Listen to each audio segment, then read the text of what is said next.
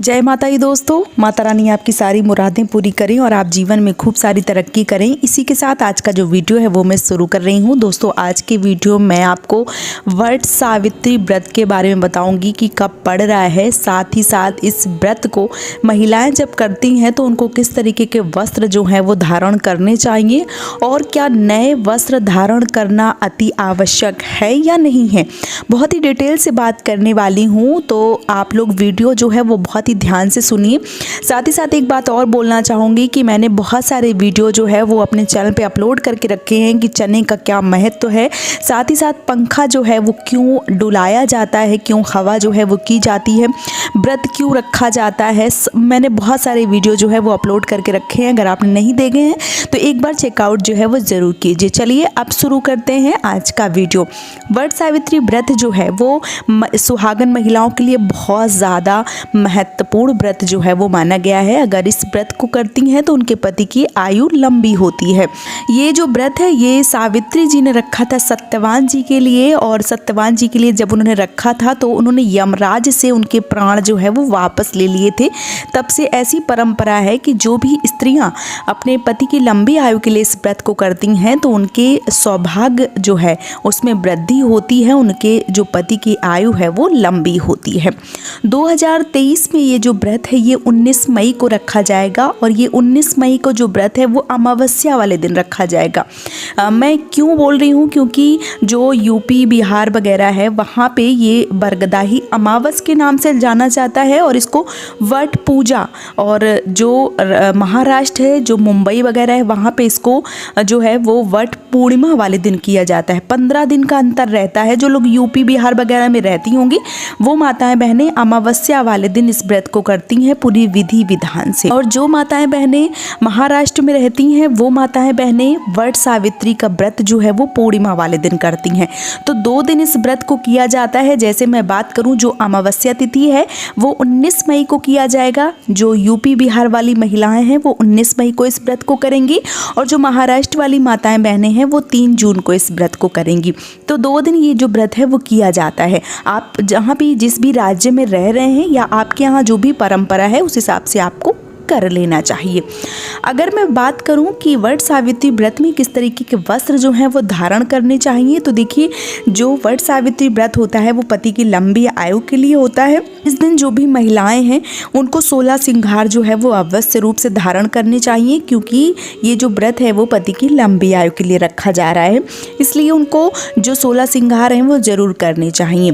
साथ ही साथ वस्त्र जो है, जो साड़ी है या जो भी पहन रही हैं, वैसे तो बहुत सारी माताएं बहनें इस व्रत को सूट, लहंगा, साड़ी इत्यादि वस्त्र जो है वो धारण करके करती हैं, लेकिन मेरा ऐसा मानना है कि जो हमारा पहनावा है, जो हमारे बड़े बुजुर्ग पहनते हैं उस हिसाब से, जैसे राजस्थान वगैरह में जो लहंगा चोली पहनी जाती है तो उस तरीके से जहाँ भी वहाँ पे जो पहनावा वहाँ पे पहने।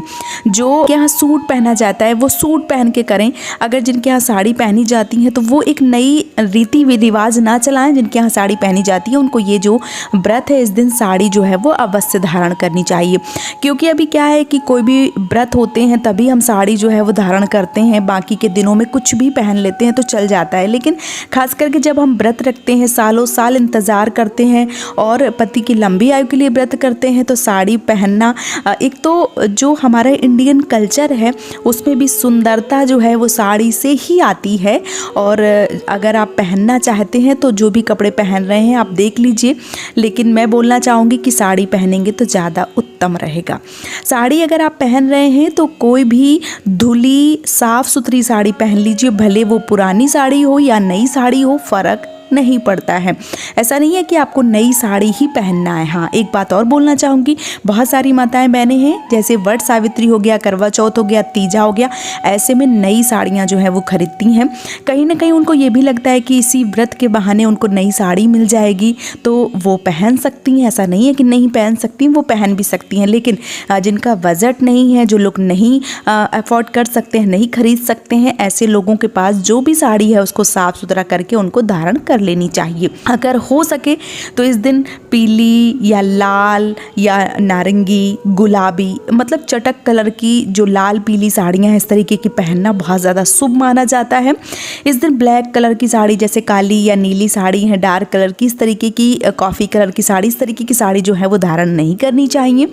अगर मान लीजिए कि आपके पास नहीं है तो फिर उसमें कुछ नहीं किया जा सकता है, लेकिन मान्यता यही है कि इस दिन अगर आप पीली या लाल इस तरीके की वस्त्र जो है, साड़ियाँ जो है वो धारण करती हैं तो बहुत ही ज़्यादा शुभ माना जाता है। मैं यही बोल रही हूँ कि अगर आपके पास हैं तो देखिए सबके पास होती हैं। अब एक बहाना मार लीजिए कि हमारे पास नहीं है, वो एक अलग बात हो गई, लेकिन पूजा पाठ जो भी करते हैं उनके पास लाल पीली साड़ियाँ जो है वो अत्यधिक मात्रा में मिल जाती हैं।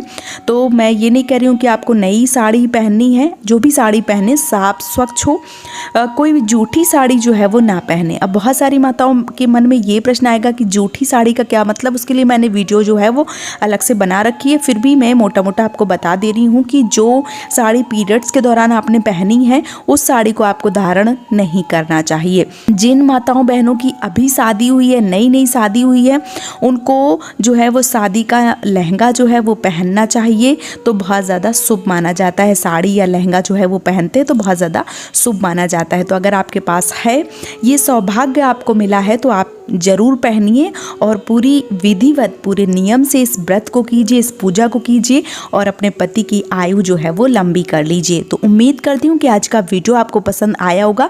वीडियो पसंद आया तो चैनल को सब्सक्राइब और वीडियो को लाइक करना बिल्कुल भी ना भूलें। आज का वीडियो यहीं पे समाप्त कर रही हूँ दोस्तों। जय माता दी।